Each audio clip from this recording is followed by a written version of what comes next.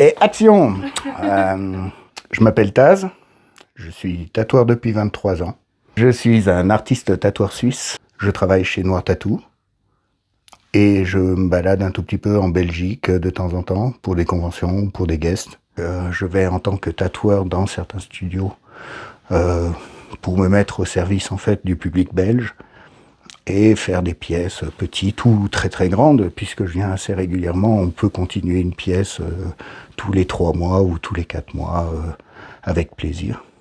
Mon style biomécanique et dark, vous le connaissez peut-être pas, mais en fait c'est un style qui a été mis en avant dans les années 90 par des tatoueurs comme Paul Bousse ou comme Robert Hernandez, qui utilisent en fait toute une culture ou une contre-culture de films, de livres et de musique. Et donc il y a ça, il y a l'art en général, avec des artistes comme Bensinski, comme Giger, qui a inventé le mot biomécanique, de la culture, comment je veux dire, littéraire, avec les œuvres de Lovecraft, les livres de Stephen King et tout, qui sont, après tout ça mélangé, ont été en contact avec le cinéma, avec des films comme Alien, des films d'horreur des années 90.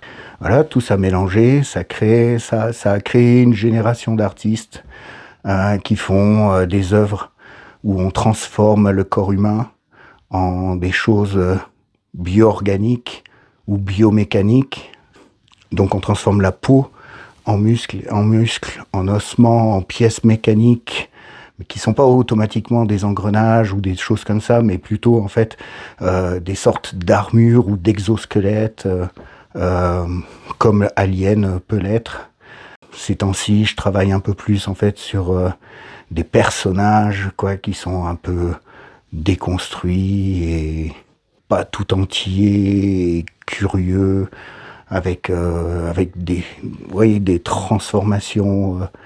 J'essaye de faire quelque chose en fait qui est intéressant, beau, qui a l'air anatomiquement juste, mais qui tout d'un coup en fait titille l'œil du spectateur et qui se dise un tout petit peu il y a quelque chose qui va pas. Ouais, je crée une sorte de petite perturbation comme ça intellectuelle qui fait que les gens ils sont révulsés et attirés en même temps dans la chose. Tout au long de ma carrière, j'ai rencontré plein d'autres tatoueurs dans ce style-là, qui m'ont aidé à développer un peu mon travail, mon style. Dans le dark et le biomécanique, j'aime bien travailler par calque pour certaines choses, les têtes de personnages ou les autres trucs comme ça, que je combine volontiers avec du travail freehand.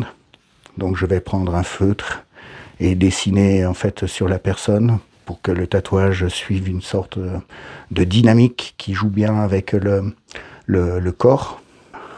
Il y a quelques années en arrière, j'ai fait 1 ou 2 tatous où en fait tout le bras se transformait en racine.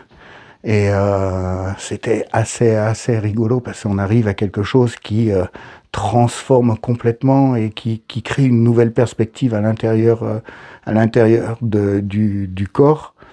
Et c'était très très très intéressant de travailler comme ça. Et ces 10 dernières années, je me suis replongé un tout petit peu dans mon background personnel. Comme je sortais d'école d'art, je me suis remis à dessiner pour moi, pour le plaisir, pas uniquement pour le tatouage, pour faire de la peinture, pour faire de l'art. Et ça prend une partie de ma vie, en fait. Dans le tatouage, donc je fais du biomécanique, mais j'ai appris à tout faire.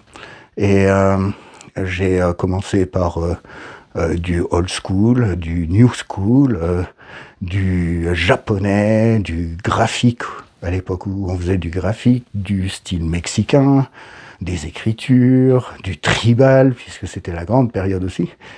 Et maintenant, en fait, si on me demande, je fais ça avec plaisir.